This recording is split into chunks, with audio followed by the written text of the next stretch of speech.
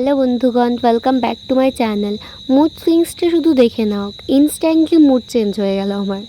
তো দাদা হচ্ছে আমাকে যখন দুর্গাপুজো ছিল তখন আমাকে দাদা বলেছিল বাড়িতে থেকে হঠাৎ যে চাম্পাহাটি চলে যা, আমি আঁকাতে এসছি, ওখান থেকে টানা তোর সাথে দেখা করে নেব। একা ফুলগুলো নিয়ে যেতে পারবো না, ঠাকুরের ঘর সাজানোর জন্য প্লাস্টিকের ফুল কিনছিল। আর এই যেটা আমি ধরে আছি এটা প্লাস্টিকের সোলা না কি বলে আমি জানি না, যাই হোক এটাও নিয়েছিল সাজানোর জন্য। এত বৃষ্টি হয়েছে চাম্পাহাটির এই রাস্তাগুলো তো এতটা পর্যন্ত করে জল উঠে গিয়েছে। দাদার আমি যখন বাড়িতে ফিরছি তখনও বৃষ্টি হচ্ছিল, আর তারপরে বাড়িতে ভিজেও গেছিলাম আমি এসে। তারপরে মাকে নিয়ে হসপিটালে গেছিলাম আবার, কারণ শুনছি এসে যে মাকে বিড়ালে আঁচড়েছে।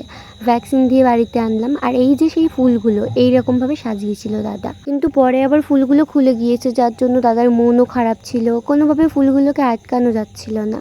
তো তারপরে রাতে ছাদে এসে দেখলাম যে আমাদের ড্রাগন গাছে এরকম ফুল ফুটেছে। তো চলো দেখা হচ্ছে পরের মিনি ব্লগে। আজ টাটা।